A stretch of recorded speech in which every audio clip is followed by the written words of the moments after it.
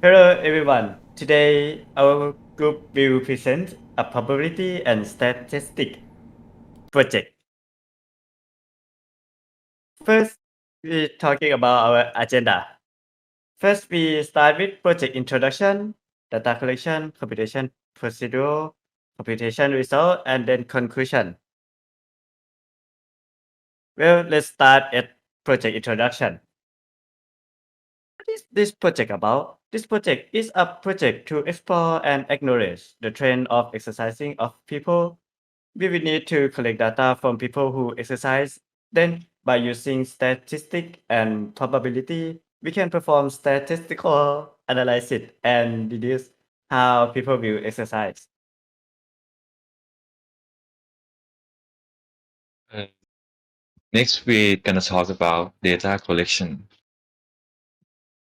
This is our requirements. We require at least 40 samples, and we want to make a survey, but also is respondents in doing survey. We need a way to easily keep track of data from respondents. Since our topic seems appropriate for everyone, we would like people from varying ages do our survey. This is our data collection tool. We use Google Form to create a survey. Uh, for the data collection result, after a week of data collection, we got 61 respondents, and the data has varying age ranging from 17 to 62. And Google provides automation for data aggregation. Next is computation procedure. Uh, Pre-computation or numerical data are processed for statistical analysis. For probability analysis, we pick four different pairs of data to correlate together. Each member gets to work on each of data pairs. For the data computation tool, we use Google Sheet to record and compute them. Uh, this is data computation sample. As you can see, we have a descriptive statistic, uh, correl correlation, goodness of fit test, and hypothesis test. Okay, so next up, we will talk about the results of our computation. And this is going to be our disclaimer. We just brought up some of the computation data that we have done. So, yeah, we're going to talk just a little bit about that. So, let's get started. First of all, we talk about the descriptive statistics for the exercise frequency, and because there are two data that relates to this topic, we'll present them both. So as you can see, we have the first one, how frequently do people exercise per week, and the second one is how long the people have been exercising regularly, which we take in months. The first one has a normal distribution, and the second one has an exponential distribution, which has varying data and differences of themselves. Let's get to the next one, which is the goodness of fit test. For this, we need to make an assumption to the data first, and then we make a null hypothesis, which is which will hypothesize whether the distribution is correct or not, is the truth or not. So the first one we hypothesize as normal distribution, and the second one we hypothesize as exponential distribution. And the next step is to make an alternative hypothesis in case if the normal hypothesis is not correct. Now we need to substitute the value for k and m. K is the number of data ranges that we have stored the data into, and m is the degree of freedom that we need to think for the certain distributions. And then we have alpha, which is the significance level of each of the goodness of fit test. And when we sort out the data, we can find the test statistics already.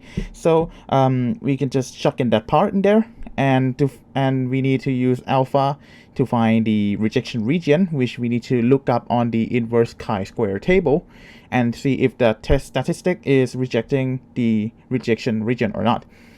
And then we can summarize of the distribution that it has. For the next one, we have hypothesis test, and the hypothesis test is that you need to Okay, again, assume if the hypothesis with the variable in the statistics is correct or not.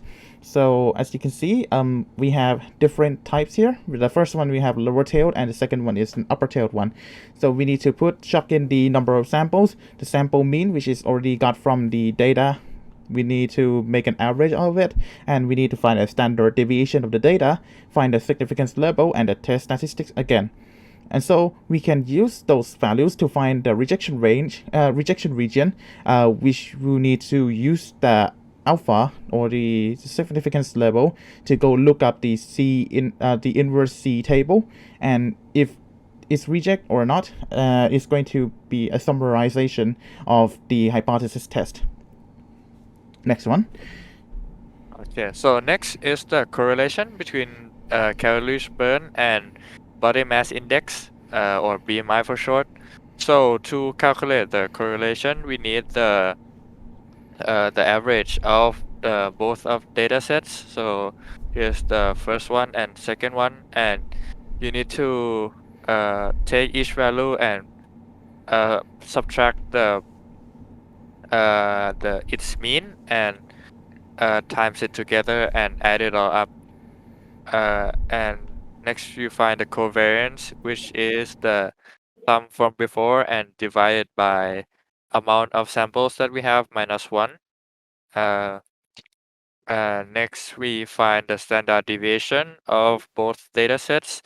And lastly, you put it in this equation and you get the correlation between two data.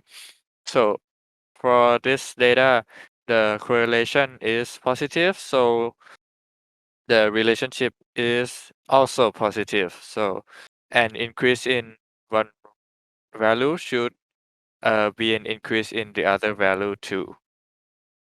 Okay, next is the conditional probability. So the event that I defined for this one is X.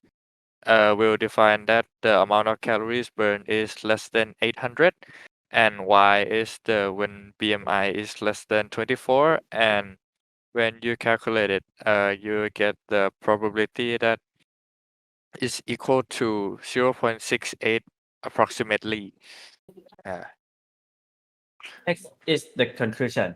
In this project, we surveyed people for their exercise habits and got interesting findings, such as the frequency of exercise per week range around 1 to 5 times per week has a normal distribution.